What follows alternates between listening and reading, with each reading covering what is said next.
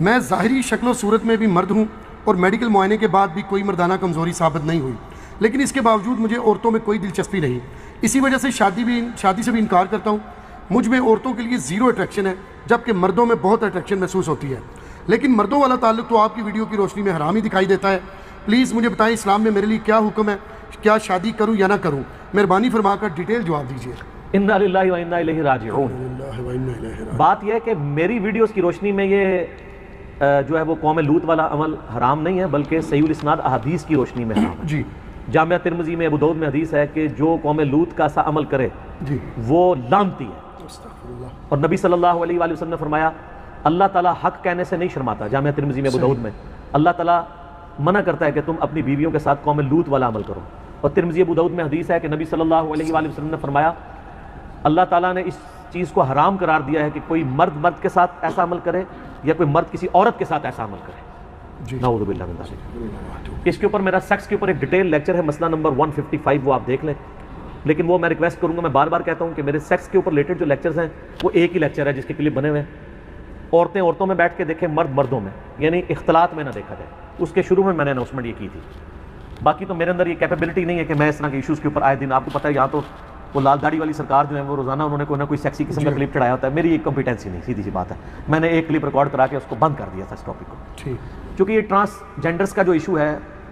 ہیجڑوں والا اور مخنثین والا، یہ چونکہ ایک کریٹیکل ایشو ہے اور یہ لوگوں کے ساتھ کے مسئلے ہیں، ایسے جو شخص ہے اس کو سب سے پہلے میڈیکلی اپنا علاج کروانا چاہیے، چیک کرنا چاہیے کہ کہیں ہیجڑا تو نہیں ہے، اور یہ ہیجڑا ہونا کوئی عیب نہیں ہے، اللہ تعالیٰ نے یہ نہیں پیدا کیا ہے، اس طرح لوگوں کو بنایا، اس کے اوپر میرے خیال ہے کوئی عیب والا معاملہ نہیں ہے، کوئی اس کے اوپر کسی کو آر نہیں دلانی چاہیے، اور نہ اس حوالے سے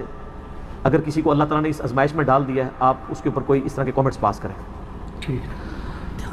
جو مخنث ہیں جی ان کے بارے میں آپ کو احادیث مل جائیں گی، ابو داؤد کے اندر ایک حدیث موجود ہے کہ نبی صلی اللہ علیہ وآلہ وسلم نے ایک ہجڑے کی آپ کو شکایت کی گئی کہ اس نے ہاتھ اور پاؤں میں مہندی لگائی، یعنی عورتوں کی مشابہت اختیار کی، تو آپ نے اس کو مدینہ شریف سے باہر نکال دیا، لیکن یہ روایت اصول محدثین پہ ضعیف ہے۔ البتہ اس کو سپورٹیو ایک حدیث ہے جو بخاری اور مسلم دونوں میں موجود ہے،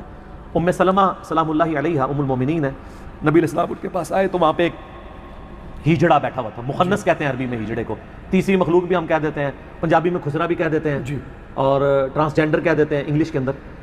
تو وہ وہاں پہ بیٹھا ہوا ام سلمہ کا جو بھائی تھا، یعنی نبی علیہ السلام کا سالہ، وہ اس سے گفتگو کر رہا تھا کہ یہ عنقریب اللہ تعالیٰ طائف میں جب مسلمانوں کو فتح دے گا تو وہاں میں تمہیں ایک عورت دکھاؤں گی،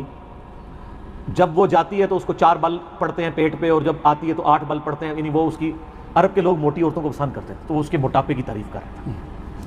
تو نبی علیہ السلام نے یہ بات سن لی، آپ صلی اللہ علیہ وسلم نے اس ہجڑے کو اٹھایا اور ام سلمہ سے کہا یہ مخنث تمہارے پاس نہ آیا کریں، اس طرح کے مخنث جو عورتوں کی اس طرح کی باتیں بیان کرتے ہیں۔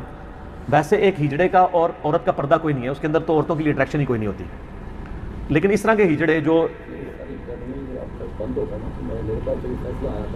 میں اس پہ بات کروں، ڈسکشن کرتے ہیں، اس طرح کی جو چیزیں ہیں نا جی، وہ یعنی جو اس قسم کے ہجڑے ہیں ان کو تو عورتوں کے پاس بیٹھنے کی مخنثین کو اجازت نہیں ہے۔ باقی جس طرح یہ کہہ رہے ہیں نا وہ لوگوں کے ایشوز بھی ہوتے ہیں، اس طرح کے لوگوں نے آپریشن کروائے ہوتے ہیں، بعض لوگوں نے کمائی کا ذریعہ بنانے کے لیے بھی بنے ہوئے ہیں، وہ ایک علیحدہ بات ہے، ہم اس کو فی الحال ڈسکس، اچھا ٹھیک ہے۔ تو اس میں یہ جو ایشو یہ بتا رہے ہیں نا، اس میں ان کو بالکل شادی نہیں کرنی، انہوں نے شادی کے بارے میں پوچھا، ظاہر ہے مرد کو تو شادی کی اجازت نہیں ہے کیونکہ وہ تو عورت کے قابل ہی نہیں ہے، پہلے تو عورتیں خاموش ہو جایا کرتی تھیں، اب تو عورتیں خاموش نہیں رہتی ہیں، اور اس کی وجہ سے پھر بعد میں بھی کافی لڑائی جھگڑے بھی شروع ہو جاتے ہیں، اور عموماً اولاد جو نہیں ہو رہی ہوتی زیادہ تر کیسز میں مردوں کے کمزوری پائی جاتی ہے، لیکن وہ عورتوں کے سارے ٹیسٹ عورتوں کے کروائے جا رہے ہوتے ہیں، اور الٹیمیٹلی خرابی مرد کے اندر نکلتی ہے۔ کئی عورتیں ہیں جنہوں نے پوری زندگیاں اسی طریقے سے گزارتی ہیں اور بعد میں یہ نہیں پتہ چلا کہ اس طرح کا مسئلہ تھا، تو ایسی عورت کی بھی ذمہ داری ہے کہ اگر مرد میں کوئی اس قسم کا عیب موجود ہے پہلے تو میڈیکلی علاج کروایا جائے، اگر علاج پاسبل ہو، بعض اوقات نفسیاتی بیماری بھی ہوتی ہے جس کی وجہ سے ریلیشن شپ ڈیولپ نہیں ہوتا، میں ذرا کوڈ ورڈز میں بات کروں گا، اور یعنی کیونکہ ہر قسم کے لوگوں نے یہ ویڈیو دیکھنی ہوتی ہے، تو ایسے لوگوں کو پھر علاج کروانا چاہیے، کسی یعنی میڈیکل اسپیشلسٹ سے رابطہ کریں جو اس فیلڈ کے اندر ہے، اور اگر پھر ڈکلیئر ہو جاتا ہے کہ اس طرح کا ایشو ہے تو پھر ٹھیک ہے، ان کے لیے تو ٹینشن نہیں ہے، رہا باقی مردوں میں ٹینشن والا مسئلہ تو ویسے ہی حرام ہے، صبر کریں، صحیح بخاری میں حدیث موجود ہے، مسلم میں بھی ہے، اے نوجوانوں کے گروہ نکاح کرو جس میں نکاح کی استطاعت نہیں ہے، وہ روزے رکھ کر اپنی شہوت کو ٹھنڈا کرے، نکاح کرنا آنکھوں کی حفاظت کا ذریعہ ہے اور اپنی عصمت اور عفت کی حفاظت کا ذریعہ ہے، یہاں پہ اسپیسیفکلی اس اعتبار سے کہا گیا ہے استطاعت کہ وہ فیملی کو سپورٹ کر سکتا ہو، تبھی اس کو کہا جا رہا ہے کہ روزوں کے ذریعے شہوت ٹھنڈی کرے. اب اگر وہ فیملی کو سپورٹ بھی کر سکتا ہے لیکن دوسری استطاعت نہیں ہے عورتوں والی، تو ظاہر ہے وہ تو نہیں پھر شادی کرے گا. اگر مردوں والا معاملہ ہے تو ظاہر ہے وہ خوف خدا کرے اور اس گناہ سے توبہ کرے، اپنا میڈیکل علاج کروائے اور روزے رکھ کے اپنے معاملات کو سیدھا کرے، اللہ کی طرف رہے. عموماً ایسے لوگوں کا اٹھنا بیٹھنا ہی ایسے لوگوں کے ساتھ ہوتا ہے کہ ان کو لت پڑی ہوئی ہوتی ہے. یہ بھی ایک لت ہے نا. یہ تو صرف ان لوگوں کو نہیں ہے کہ شادی شدہ لوگوں کو بھی لت پڑی ہوئی ہے. اور